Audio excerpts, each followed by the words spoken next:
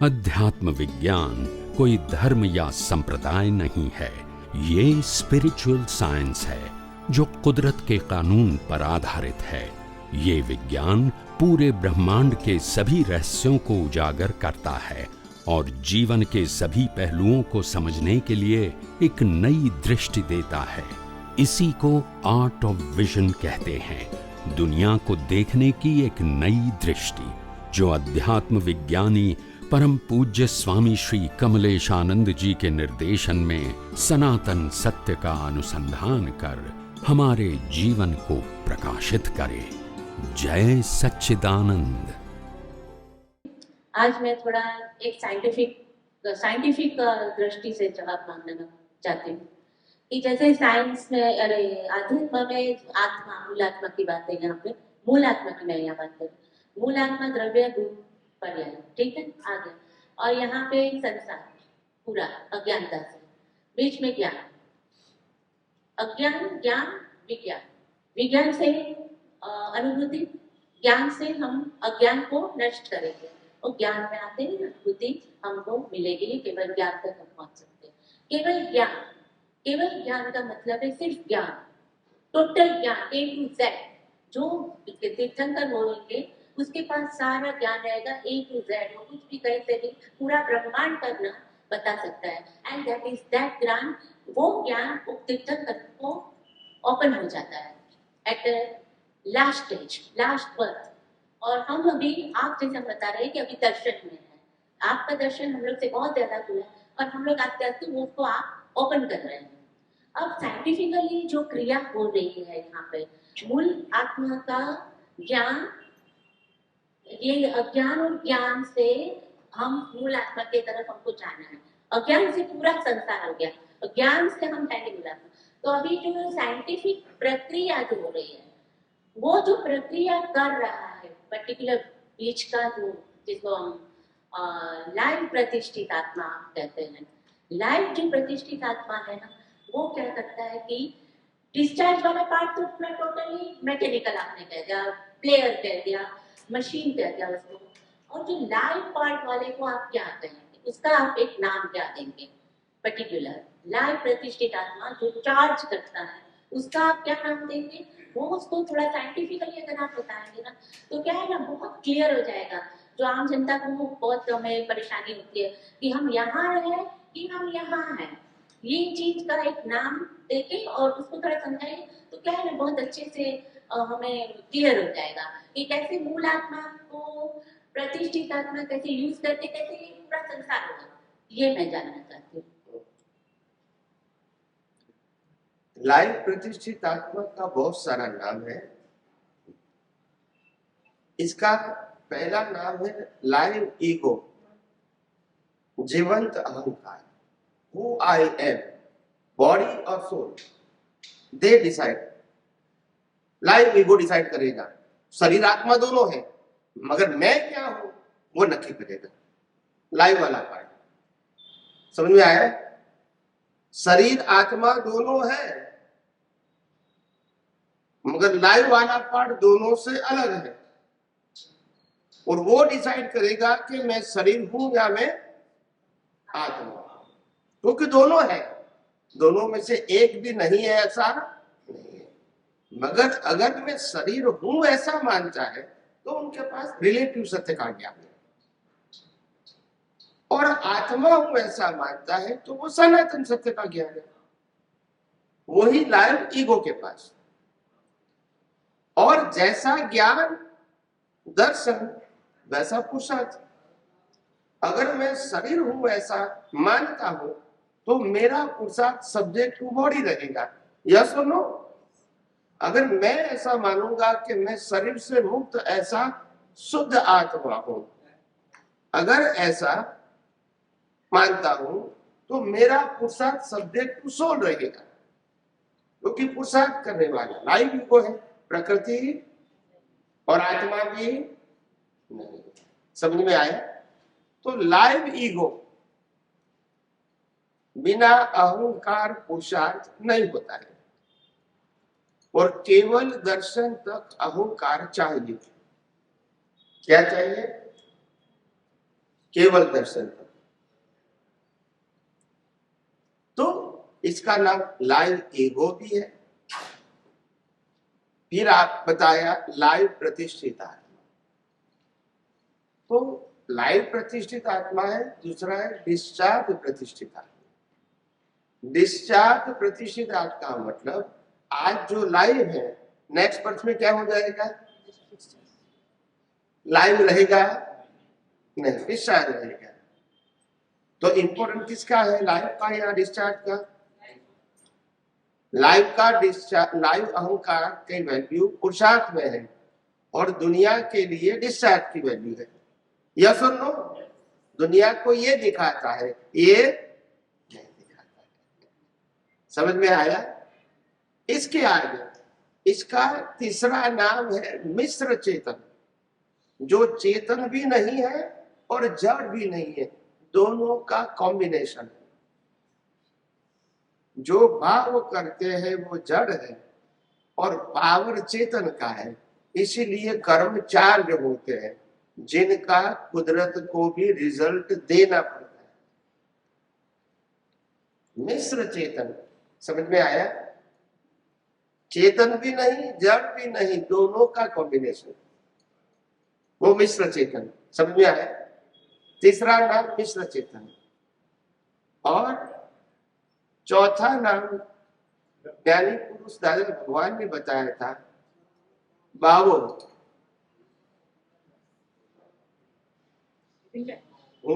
मंगलदास અને बाबू। समझ में आया? हूं का मतलब है शुद्ध आत्मा, मंगलदास का मतलब होता है देहधारी, और बाबा का मतलब होता है your status, who am I, either body और सोल।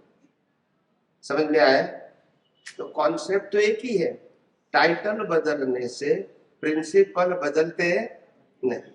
वो तो वही, लाइव अहंकार कहूंगा तो भी वही स्टेटस रहेगा, लाइव प्रतिष्ठित आत्मा कहूं तो भी वही स्टेटस रहेगा, मिश्र चेतन कहूं तो भी वही स्टेटस रहेगा, और बाबा कहूंगा तो भी वही स्टेटस रहेगा। नाम अलग अलग है, मीनिंग एक ही है। और हम सबको लाइव पार्ट को समझने में इसीलिए समय लगता है, क्योंकि बाहर के मन वचन काया की क्रिया को तो हम और दुनिया देख सकती है, यस और नो? मगर अंदर की प्रक्रिया को देख सकते हैं? खुद की भी नहीं देख सकती, दूसरी की भी नहीं देख सकते। समझ में आया? तो इसीलिए जब ऐसे संजोग आते हैं तो ये जो तो ऐसे संजोग आते हैं तो हमको समझना है कि मैकेनिकल पार्ट है, इसके वो मैकेनिकल प्रक्रिया में कोई रोल नहीं है, वो कुदरत के कानून के अधीन है। आज की हमारी मर्जी के मुताबिक तो होता नहीं है। तो किसकी मर्जी से होता है?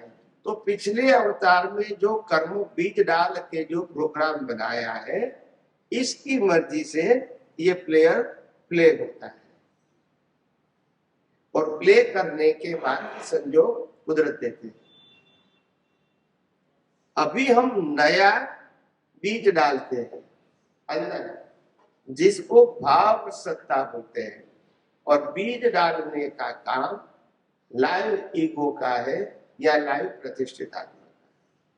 वो जैसी प्रतिष्ठा करेगी, आज दिखेगी, जब दिखेगी तब तो मैकेनिकल है। क्या है? तब मेहनत किया, तब एग्जाम दिया नहीं, अभी तो रिजल्ट है। समझ में आया? मेहनत एग्जाम में होती है, पुरुषार्थ एग्जाम में होता है, रिजल्ट में पुरुषार्थ नहीं होता है। मगर दिखता है रिजल्ट की वैल्यू। दुनिया को किसकी वैल्यू दिखती है? एक बच्चे ने 1 साल तक पढ़ाई किया स्कूल में और एग्जाम के पहले 2 महीने तक दिन रात 18-20 घंटा मेहनत की और मेहनत करके एग्जाम दिया। वो पेपर यूनिवर्सिटी में गया और यूनिवर्सिटी के अंदर पेपर का एग्जामिनर ने एग्जाम का मार्क दिया और 2-3 महीने के बाद रिजल्ट आया। और जब बच्चा रिजल्ट लेने के लिए गया तो 100 में से 80 बार लोगों ने धन्यवाद तब दिया, पूरी साल मेहनत किया उसके लिए धन्यवाद नहीं दिया। बोलते नहीं है रिजल्ट के मेहनत तो पहले, रिजल्ट में मेहनत थी, रिजल्ट में मेहनत थी। मगर दुनिया को तो रिजल्ट ही दिखेगा ने, एग्जाम और एग्जाम के पहले की मेहनत नहीं दिखेगी। तो ये समझाने के लिए है, दुनिया जो देख रही है 5 इंद्रियों से अनुभव रही है वो रिजल्ट है, और रिजल्ट में मेहनत दिखती भी है तो भी एक्चुअली है। हम सबको मालूम है कि हमारे सबके जीवन में कितनी बार ऐसा हुआ है जो काम हमको डिफिकल्ट या इम्पॉसिबल लगता है वो तुरंत हो जाता है, और जो पॉसिबल और आसान लगता है वो होता ही नहीं है प्रयास करने के बावजूद, क्योंकि यही कर्मों का फल है। लोगों को तो बता दिया कि एक दूसरे व्यक्ति को समझाने में क्या तकलीफ है, हम भी इंसान है वो भी इंसान है, क्यों नहीं समझा पाते? आसान बात है, ऐसा हम बोलते हैं और मानते हैं, मगर पड़ोसी के साथ रिलेशन अच्छे हैं बोलते नहीं है तो कहने का मतलब बोलना एक अलग चीज है, रिजल्ट तो वही रहेगा जो आपने एग्जाम दिया है। तो दोनों शब्द क्या है? जो दिखता है वो एग्जाम नहीं है और एग्जाम है वो दिखता नहीं है। रिजल्ट आएगा तभी मालूम होता है आपको भी और दुनिया को भी। तो ये लाइन ऑफ डिमार्केशन समझाने के समय हमको बनानी पड़ेगी। समझ में आया? ये दोनों डिवीजन बनाना पड़ेगा, एग्जाम का पार्ट अलग है और रिजल्ट का पार्ट। रामकृष्ण महावीर का पूरा जीवन रिजल्ट था, इसको हिस्ट्री कहते हैं। क्या कहते हैं? मगर अगले अवतार में क्या एग्जाम दिया था वो इंपॉर्टेंट है, इसका ये रिजल्ट है। समझ में आया? एग्जाम को कोई देखता है, रिजल्ट को ही देखता है। तो जो दिखता है 5 ज्ञानेंद्रियों से अनुभव में आता है सब रिजल्ट है। एग्जाम तो भाव से होती है, ज्ञान दर्शन से होती है, इंटेंशन से होती है, मगर वो बाहर नहीं दिखती है। आज आप रास्ते पर चल रहे हो और सोचा कि उनके पॉकेट में तो बहुत पैसा है, काट लूं तो अच्छा है, ऐसा आपने सोचा, फिर भी उसको मालूम नहीं होगा ये व्यक्ति तो कैसी गाड़ी चलाता है, उसको तो सीधा करना चाहिए, ऐसा अंदर विचार आएंगे तो उसको मालूम नहीं पड़ेगा। तो अंदर की प्रक्रिया अगर हम अटेंशन दे तो कहीं हद तक जान सकते हैं। बाहर की प्रक्रिया तो कोई भी जान सकता है, बराबर के नहीं? तो ये डिफरेंस समझना है। जब आप किसी को विज्ञान बताने की कोशिश करते हैं तो ये बात खास समझने का, एग्जाम और रिजल्ट दोनों अलग चीज है। जो हम पेड़ देखते हैं, पेड़ों के ऊपर पत्ते देखते हैं, फल देखते हैं, वो बीज नहीं है। बीज तो अंडरग्राउंड है, जो कभी दिखेगा भी नहीं। हम जो देख सकते हैं वो सिर्फ फल ही हो सकता है। यस और नो? आप समझे? तो ये सब बातें आप एक्सप्लेन कर सकते हैं जब किसी को कॉज एंड इफेक्ट समझाना है तो आप बता सकते हैं, ये कोई डिफिकल्ट नहीं है। मैंने कहा कि ब्रह्मांड में हर जगह पे जाओगे तो एग्जाम्पल तो बहुत पड़े हैं, दृष्टि चाहिए बस, किताबों की जरूरत नहीं है। हमारी दृष्टि जहां भी जाएगी तो एग्जाम्पल तो खड़े हो जाएंगे, क्योंकि ये सब कुदरती कानून से तो होता है, और वही तो एग्जाम्पल है, और कुछ ऊपर से थोड़ी लाना है। सब कॉज एंड इफेक्ट एंड पूरा साइंस यहां ही तो है, हमारे सामने, हमारे जीवन के साथ जुड़ा हुआ है। इसमें से कोई भी एग्जाम्पल दे सकते हैं, उसमें कि ये देना जरूरी नहीं है। तो कुदरत, कुदरती कानून और कुदरती रचना से हमारे सभी का जीवन है, इससे बाहर नहीं है। तो कोई भी व्यक्ति कोई भी एग्जाम्पल दे सकता है।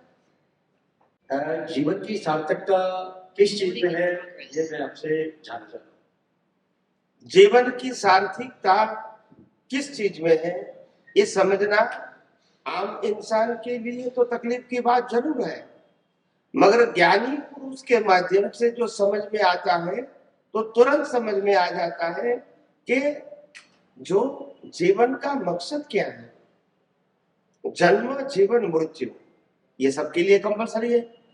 सत्ता संपत्ति सबन साधन छोड़ना ही है, तो क्या ये मकसद हो सकता है? बोलिए। ये तो ये नहीं, पहले करेक्ट करो, पहले ये मकसद होता है, आगे की बात मेरा अभी उत्तर बाकी है, एक एक करके आगे जाऊंगा। ये मकसद हो सकता है? नहीं। जन्म जीवन मृत्यु कंपलसरी है, तो ये मकसद नहीं है। सत्ता संपत्ति सबन साधन छोड़ना है, तो ये मकसद नहीं है। तो मकसद क्या होना चाहिए, ये इंपॉर्टेंट है। नहीं। अभी तक हमने ऐसा सोचा ही नहीं है। पाप करो, पुण्य करो, जीवन जियो, व्यवहार करो, परिवार चलाओ, यही तो हम मानते थे। यस और नो? ये जीवन का मकसद नहीं है। जीवन का मकसद ये है कि हम कौन है वो जाने और कौन नहीं है वो जाने,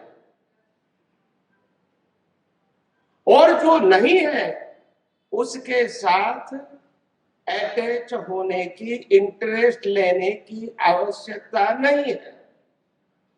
अब आपने बोल दिया जीवन की सार्थकता इसलिए कि हम ये जाने कि हम हैं कौन और कौन नहीं है। तो वो अब उसका इस क्वेश्चन का फिर एक आगे आंसर आ गया कि, और क्वेश्चन आ गया कि हम हैं कौन। तो हम हैं कौन, वो बताइए, हम हैं कौन? तो वही मैं 3 दिन से बता रहा हूं कि हम शरीर नहीं है, हम शुद्ध आत्मा है।